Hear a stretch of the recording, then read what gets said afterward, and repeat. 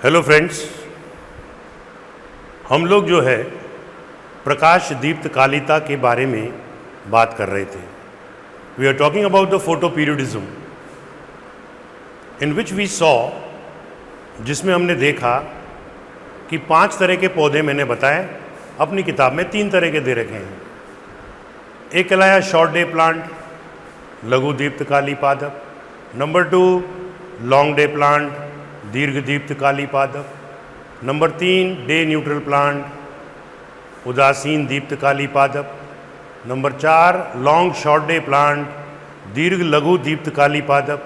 And number 5 short long day plant, यानी कि लघु दीर्घ दीप्त काली पादप। अब ये जो लो टेम्परेचर या प्रकाश का जो प्रभाव पड़ता है वो पुष्पीकरण पर पड़ता है, फ्लावरिंग के ऊपर पड़ता है।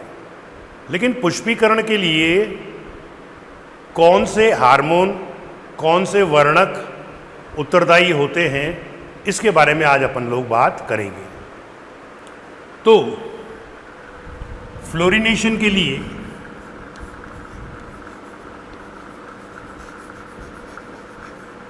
यानी कि पुष्पीकरण के लिए 2 प्रकार के कंपोनेंट हैं। एक कहलाया हार्मोन और दूसरा कहलाया वर्णक, यानी कि पिगमेंट। अब हार्मोन कौन सा वाला है? तो आंसर हुआ फ्लोरिजिन हार्मोन होता है। ये फ्लोरिजिन हार्मोन जो है कहाँ बनता है, यानी कि साइट ऑफ ओरिजिन क्या है?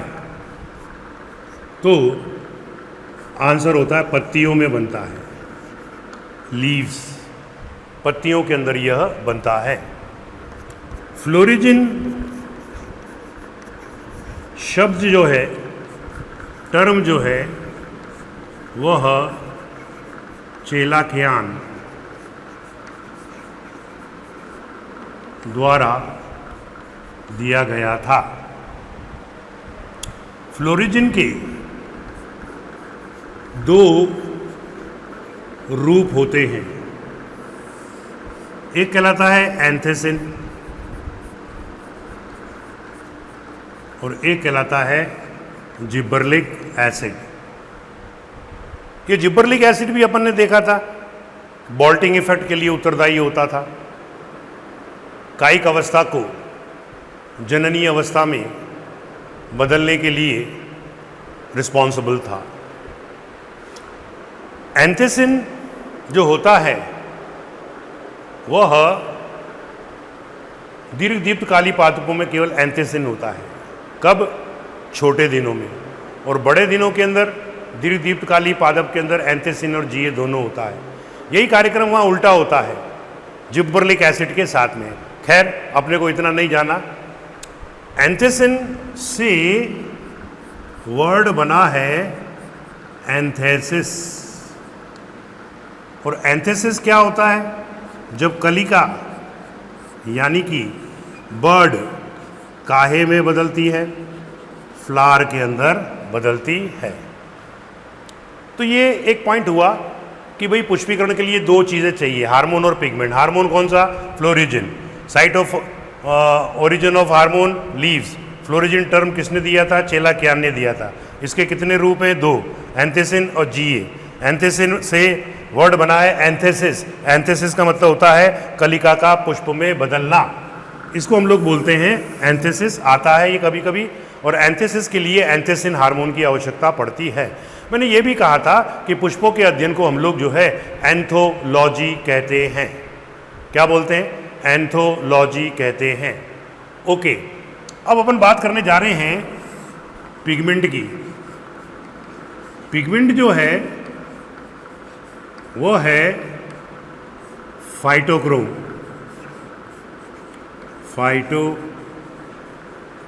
क्रोम।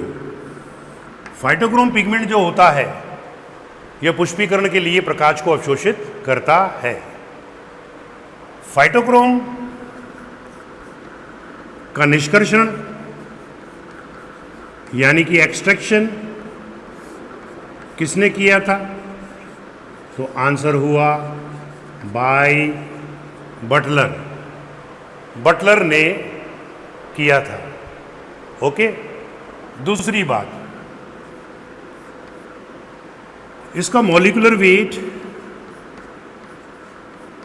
1,25,000 AMU है, एटॉमिक मास यूनिट। यह केमिकली क्या है? It is glycoprotein. ये क्या है? यह ग्लाइकोप्रोटीन होता है। कहाँ स्थित होता है ये? तो प्रेजेंट इन मेम्ब्रेन। मेम्ब्रेन में उपस्थित होता है। ओके। अब जो है फाइटोक्रोम जो वर्णक है उसके दो रूप होते हैं, टू फॉर्म्स। एक कहलाता है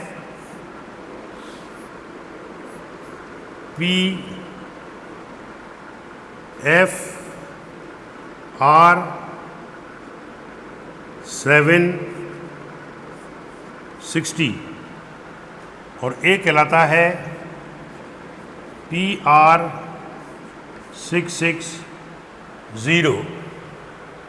यानी कि यह अवरक्त प्रकाश के लिए है। PR 660-700 से कम है तो R के लिए होता है। ये दोनों इंटरकन्वर्टेबल होते हैं, रिवर्सिबल होते हैं, प्रत्यावर्तनीय होते हैं, उत्क्रमणीय होते हैं। ये ब्लू ग्रीन इन कलर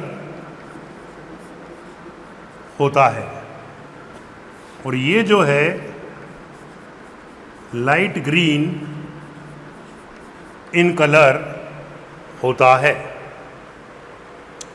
अब यदि आप इंफ्रारेड लाइट दोगे तो पुष्पीकरण हो भी सकता है, नहीं भी हो सकता है। रेड लाइट दोगे पुष्पीकरण होगा या नहीं होगा, it depends on the last exposure. ये दोनों के दोनों आपस में अंधकार, डार्कनेस में बदलते हैं। डार्कनेस बहुत जरूरी होता है पुष्पीकरण के लिए, वेरी इंपॉर्टेंट पॉइंट, अभी बात करूंगा। अब इसको आपने रेड लाइट दी तो PFR PR के अंदर बदल गया, और जब इंफ्रारेड लाइट दी तो ये वाला इसके अंदर बदल जाता है। इन दोनों में से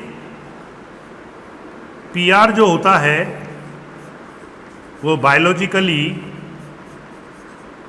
एक्टिव होता है, यानी कि जैविक रूप से सक्रिय होता है। बात समझ में आई?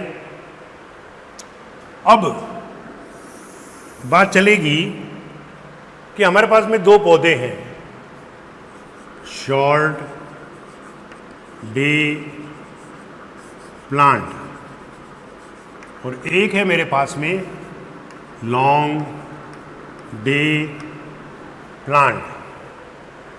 ओके। अब मैंने इसको डार्कनेस में रखा, अंधकार में रखा, और फिर मैंने इसको लाल प्रकाश दिया, रेड लाइट दी, तो मुझे पुष्पीकरण यानी कि पुष्प नहीं मिला। और जब मैंने इसको अवरक्त प्रकाश दिया, इंफ्रारेड दिया, तो पुष्प आ गया। इससे क्या सिद्ध हुआ कि शॉर्ट डे प्लांट जो होते हैं वो इंफ्रारेड लाइट के अंदर करते हैं पुष्पीकरण। ओके, और हमने ये भी पढ़ा था कि शॉर्ट डे प्लांट के अंदर फाइटोक्रोम होता है जो पुष्पीकरण को प्रेरित करता है। अब अपन इधर आते हैं, लॉन्ग डे प्लांट में पुष्पीकरण करना है तो मैंने इसको पहले इंफ्रारेड लाइट दिया, यानी कि अवरक्त प्रकाश दिया। तो बताओ फ्लावरिंग होगी या नहीं होगी? पुष्पीकरण होगा कि नहीं होगा? तो आप बोलोगे नहीं होगा, क्योंकि ये दीर्घ दीप्तकाली लॉन्ग डे प्लांट जो होते हैं वो रेड लाइट के अंदर पुष्पीकरण करते हैं। अब हमने, यानी कि ये नहीं होगी, अब हमने रेड लाइट दे दी, तो बताओ पुष्पीकरण होगा कि नहीं होगा? बोलो। तो आंसर है अभी भी नहीं होगा। क्यों? क्योंकि मैंने क्या कहा था कि डार्कनेस में पहले रखना जरूरी होता है, तो इसलिए आप पहले इसको डार्कनेस में, अंधकार में रखो, और यही मेन इंपॉर्टेंट फैक्टर है। जब तक आप उसको अंधकार में नहीं रखोगे कोई भी पौधा पुष्पीकरण नहीं करेगा। It mean darkness is very necessary for fluorination. इसका मतलब अंधकार जो है पुष्पीकरण के लिए अत्यंत आवश्यक है। ओके, अब यहां पर एक क्वेश्चन बना था बहुत साल पहले कि एक पौधा है और उस पौधे को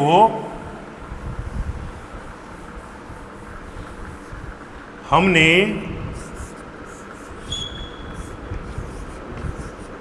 लाइट दी टॉर्च से, ये लाइट आ रही है, पहले रेड दी, फिर इंफ्रारेड दी, फिर रेड दी, और ऐसे हम लोग जो है देते गए। तो बताओ पुष्पीकरण होगा कि नहीं होगा? ये क्वेश्चन आया था। अब आप सोच रहे हो भाई लघु दीप्तकाली तो अवरक्त में देता है और दीर्घ दीप्तकाली लाल में पुष्पीकरण देता है। यहां पर तो पहले लाल, इंफ्रारेड, लाल, पहली बात तो इसमें यह क्लियर नहीं है कि आपने कौन सा पौधा चुना, लघु दीप्तकाली लिया, शॉर्ट डे प्लांट लिया कि लॉन्ग डे प्लांट लिया। यह बात आपने को सीखनी चाहिए। ओके, लेकिन चाहे पौधा कैसा भी हो, अगर आपने कौन सा पौधा लिया है SDP वाला, तो वो तो इंफ्रारेड लाइट के अंदर ही प्रकाश पुष्पीकरण देगा, और अगर आपने LDP लिया है तो वो रेड लाइट में देगा। लेकिन अंतिम बार एंड में आपने कौन सी लाइट दी? अब सपोज करो R दिया, FR दिया, R दिया, FR दिया, और फिर पुष्पीकरण हो गया, तो इसका मतलब वो कौन हो गया? SDP हो गया। आपने फिर R दिया, इंफ्रारेड दिया, R दिया, इंफ्रारेड दिया, R दिया, फिर जाके पुष्पीकरण हुआ। तो लाल प्रकाश में कौन देता है? LDP, और अवरक्त प्रकाश में कौन देता है? SDP। यह डिपेंड करेगा कि आखिरी बार आपने कौन सा प्रकाश दिया। यह क्वेश्चन का आंसर था उसके अंदर।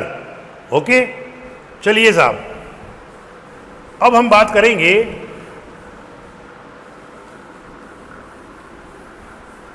इट्यूलेशन की।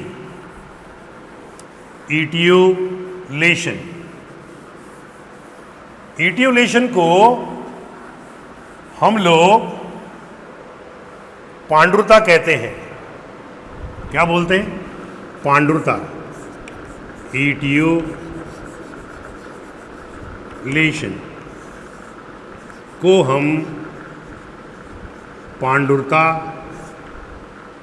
कहते हैं। क्या होता है इसमें? ये पौधा है और इसको आपने डार्कनेस में रख दिया, यानी कि अंधकार में रख दिया, यानी कि लाइट नहीं मिल रही है। तो क्या लक्षण कुछ समय बाद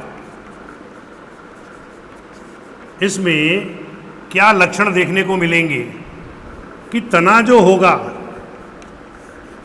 वो तार के समान हो जाएगा, यानी कि the stem will become like a wire, wire के समान हो जाएगा स्टेम।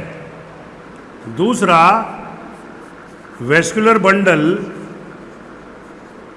संवन पूल गायब हो जाएंगे, यानी कि डिसअपियर हो जाएंगे। आई बात समझ में? तो तना तार के समान हो गया और संवन पूल विलुप्त हो गए और पीला भी पड़ जाएगा, क्लोरोफिल नहीं रहेगा। तो इसी को हम लोग इटियोलेशन कहते हैं। क्या बोलते हैं इसको अपन लोग? इटियोलेशन कहते हैं। इटियोलेशन में कौन सा हार्मोन प्रयुक्त होता है? इटियोलिन हार्मोन। इटियोलिन हार्मोन जो होता है उसका हम लोग जो है प्रयोग में लेते हैं। ओके, बढ़ो आगे। अब बात चली कि वर्नेलाइजेशन किसे कहते हैं? वर्नेलाइजेशन। ओके, वर्नेलाइजेशन, इसी का दूसरा नाम है यारोवाइजेशन। क्या नाम है? यारोवाइजेशन। और इसे ही हम लोग हिंदी में बसंतीकरण कहते हैं। वर्नेलाइजेशन शब्द या टर्म जो था, इट वॉज गिवन बाय लाइसेनको। लाइसेनको ने बसंतीकरण वर्नेलाइजेशन शब्द दिया था। बसंतीकरण है क्या? Low temperature treatment for early flowering. जल्दी पुष्पीकरण चाहिए तो आप पहले उसको थोड़ा सा लो टेम्परेचर ट्रीटमेंट दे दो। बहुत ज़्यादा लो टेम्परेचर ट्रीटमेंट पर रखते हैं तो उसको बोलते हैं क्रायो प्रिजर्वेशन। लेकिन यहाँ पर जो टेम्परेचर दिया जाएगा that will be your 0 to 5 degree centigrade, जबकि क्रायो प्रिजर्वेशन के अंदर तो -196 डिग्री सेंटीग्रेड पर रखते हैं स्पेसिमेन को। अब इसके लिए क्या कंडीशंस चाहिए, क्या अवस्थाएं होनी चाहिए? तो पहली चीज तो 50% वाटर ऑफ ड्राई वेट होना चाहिए। 50% वाटर ऑफ ड्राई वेट होना चाहिए। और दूसरा, ऑक्सीजन की उपस्थिति भी आवश्यक होती है, तो ही पुष्पीकरण होगा। ओके, अब हम जो है बाइनियल यानी कि द्विवर्षीय का पुष्पीकरण करना चाहते हैं। तो आप क्या करो, लो टेम्परेचर ट्रीटमेंट आप उसको कहां दोगे? प्ररो पर on shoot low temperature treatment देते हैं। बाइनियल हो या पॉलिनियल, द्विवर्षीय हो या बहुवर्षीय हो, उनके अंदर बसंतीकरण करना हो तो लो टेम्परेचर ट्रीटमेंट जो होता है वो प्ररो पर दिया जाता है। और अगर एनुअल हो यानी कि 1 वर्षीय हो तो बीजों को चुना जाता है, सीड्स को चुना जाता है। बात समझ आई? अब हमारे पास बात चलेगी कि गेहूं की फसलों की वीट वैरायटी दो तरह की होती है, एक समर वैरायटी और एक विंटर वैरायटी। ओके, वर्नलाइजेशन में एक पॉइंट रह गया कि कौन सा हार्मोन प्रयुक्त होता है, तो आंसर होता है वर्नेलिन हार्मोन जो होता है वह प्रयुक्त होता है। वीट वैरायटी दो प्रकार की, गेहूं की किस्म, ग्रीष्म किस्म, शरद किस्म। समर वैरायटी को तो समर में बोया जाता है, समर में बोया जाता है। और विंटर वैरायटी को, वेरी इंपॉर्टेंट, ऑटम में, ऑटम का मतलब होता है पतझड़ में बोया जाता है, पतझड़ में बोया जाता है। ओके, ये हो गई हमारे पास के अंदर वर्नलाइजेशन से संबंधित इंफॉर्मेशन है जो अपने को याद करनी पड़ती है। ओके, अब बात चलेगी कि बीज का अंकुरण, बीज का अंकुरण कौन से प्रकाश में होता है। पहली बात तो ये सीखनी है कि सीड जर्मिनेशन यानी कि बीज अंकुरण किसे कहते हैं। The process by which the seed come back to its growth and activity is called your seed germination।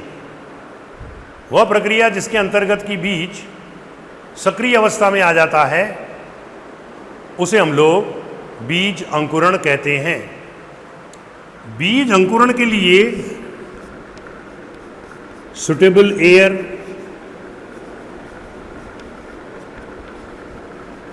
Suitable water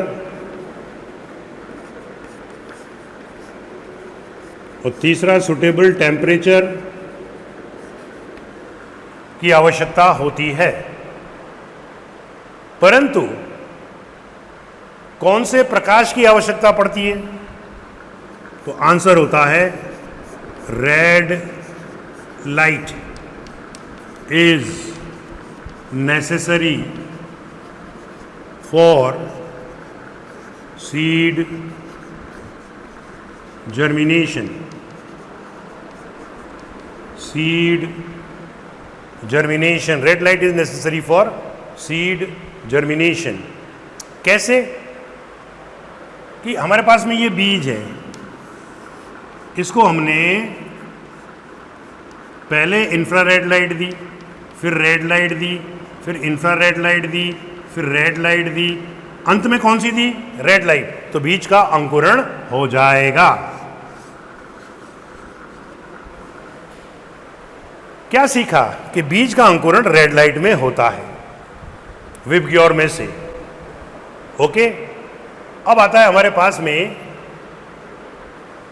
कि यदि बीज का अंकुरण नहीं हो रहा है, if the seed is not germinating, then what does it mean, कि वो सो रहा है, यानी कि डॉर्मेंट कंडीशन में है। ठीक है, तो डॉर्मेंट का मतलब क्या हुआ, प्रसुप्त अवस्था, यानी कि प्रसुप्तावस्था होती है। प्रसुप्त अवस्था कहते किसको हैं, inactive stage, inactive stage, यानी कि निष्क्रिय अवस्था, शांत अवस्था, you can also call it as, okay, silent stage. अब आता है हमारे पास में डॉर्मेंट अवस्था किसी बीज की है तो मैंने बीज से पूछा, मैंने कि यार तेरे को इतनी बार मैंने बो दिया, फिर भी तेरा अंकुरण नहीं हो रहा है, यू आर नॉट जर्मिनेटिंग। बोले सर मैं डॉर्मेंट अवस्था में हूँ, प्रसुप्त अवस्था में हूँ। मैंने कि why you are in the dormant stage? तो उसने बोला कि सर इसके पीछे कई रीजंस हो सकते हैं। तो रीजंस ऑफ डॉर्मेंसी, यानी कि प्रसुप्त अवस्था के कारण क्या हो सकते हैं। एक तो बीजावरण जो होगा वो मोटा हो सकता है, यानी कि वह थिक इंटेग्यूमेंट होगा, मोटा इंटेग्यूमेंट आपको देखने को मिलेगा, तो वो फट ही नहीं पाता है। दूसरा ऑक्सीजन की कमी होगी, तीसरा भोजन की कमी होगी, चौथा संदमक यानी कि इनिबिटर हो सकते हैं। मोटा आवरण होगा तो बीज का अंकुरण नहीं होगा, ऑक्सीजन भोजन की कमी होगी, नहीं होगा, इनिबिटर आ गए यानी कि संदमक आ गए, प्लस हो गए, तो इसका मतलब बीज अंकुरण नहीं होता है। Now how to break dormancy, how to break dormancy, यानी कि प्रसुप्त अवस्था को कैसे तोड़ा जा सकता है, कैसे हटाया जा सकता है। तो इसका आंसर होता है बाय स्कैरिफिकेशन, जिसको हम लोग बोलते हैं खुरचन के द्वारा। किसके द्वारा? खुरचन के द्वारा बोलते हैं। ओके, कैसे? अब बीज को लेकर रगड़ेंगे तो है नहीं ताकि बीजावरण पतला हो जावे। बहुत सारे बीज होते हैं, एक एक बीज को थोड़ी भी अपन रगड़ने बैठेंगे उसके बीजावरण को पतला करने के लिए। To reduce the thickness of the integument we are not going to scratch each and every seed. तो उसके लिए क्या करते हैं ये लोग, एक लोहे की ऐसी ट्रे बनाते हैं और उस ट्रे में नीचे से ऊपर की तरफ छेद होते हैं और फिर उनके अंदर बीजों को रख देते हैं और फिर उसको ये इस प्रकार से हिलाते हैं, तो बीज उस खुरदरी सतह से रगड़ रगड़ के उसकी सतह पतली हो जाती है। और फिर यदि किसान उसको बोता है तो उसमें से नया नवोद्भिद सीडलिंग पैदा हो जाता है। लेकिन फिर भी अगर पैदा नहीं हुआ, इसका मतलब बीजावरण अभी भी काफी मोटा है। अब इसके लिए क्या करना चाहिए अपन लोगों को? दूसरी विधि, चिलिंग। चिलिंग का मतलब होता है ठंडा करना, ठंडे पानी में डाल दो बीजों को। अगर फिर भी अंकुरण नहीं होता है तो फिर 2000 एटमॉस्फेयर पर 18 डिग्री सेंटीग्रेड पर 5 से 8 मिनट तक प्रेशर लगाओ। क्या लगा दो? प्रेशर।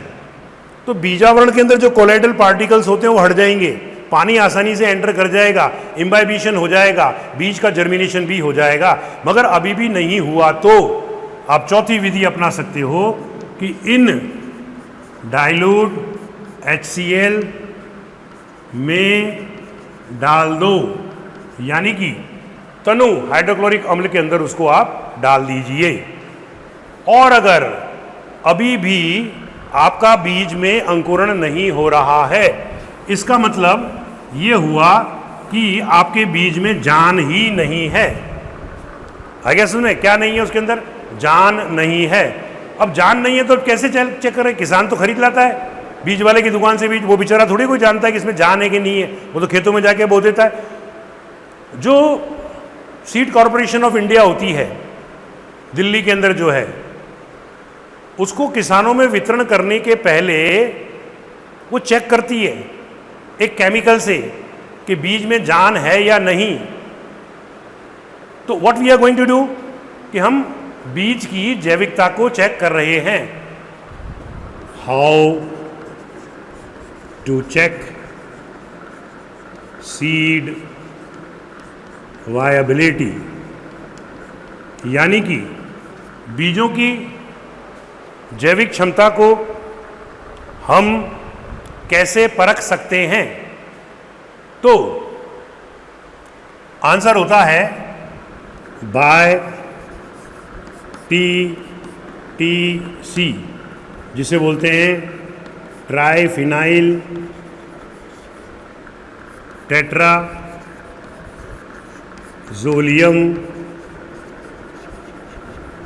क्लोराइड। आ गया। इसमें क्या होगा, आपके पास में ये बीज है और इस बीज को आपने टीटीसी के घोल में रख दिया। अगर आपका ये एम्ब्रियोनिक एक्सिस यानी कि भ्रूणीय अक्ष पतला हो जाता है या लाल हो जाता है, ये लाल हो गया, this is your pink embryonic axis हो गया, तो इसका मतलब सीड आपका वायबल है, बीज आपका जो है जैविक क्षम है, यानी कि उसमें जान है, और फिर वो किसानों को वितरित करते हैं। तो दोबारा बहुत अच्छा पॉइंट है कि बीजों की जैविकता चेक करने के लिए कौन सा केमिकल का उपयोग किया जाता है, तो आंसर होता है TTC, यानी कि ट्राइफिनाइल टेट्राजोलियम क्लोराइड। ओके, अब हम बात करेंगे कि एक उपकरण होता है by which apparatus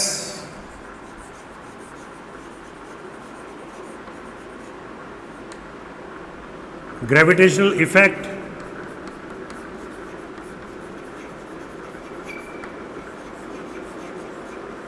on plants, ये क्वेश्चन बन गया, on plants can be removed,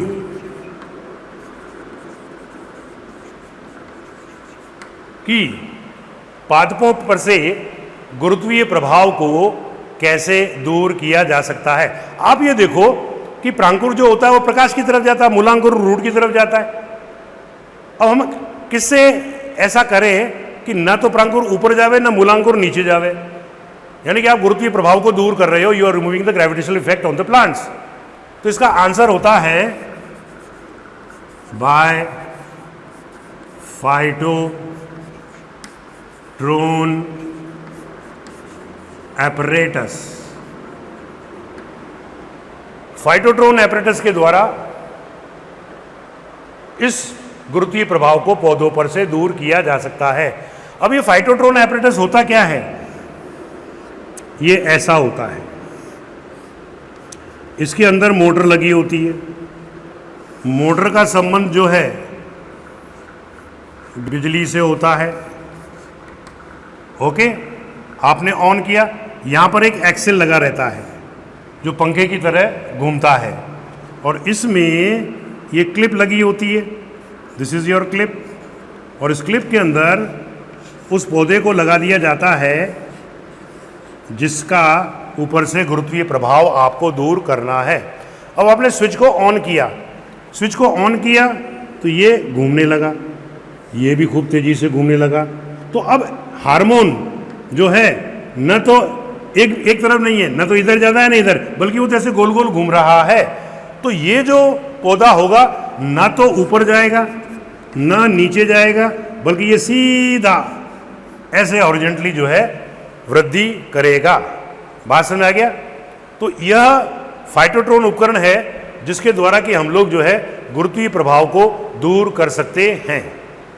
okay, चलिए साहब, तो ये रहा हमारा आज का ग्रोथ एंड डेवलपमेंट। अभी एक थोड़ा सा पोर्शन और बाकी है जिसको हम लोग कहते हैं मूवमेंट इन प्लांट्स।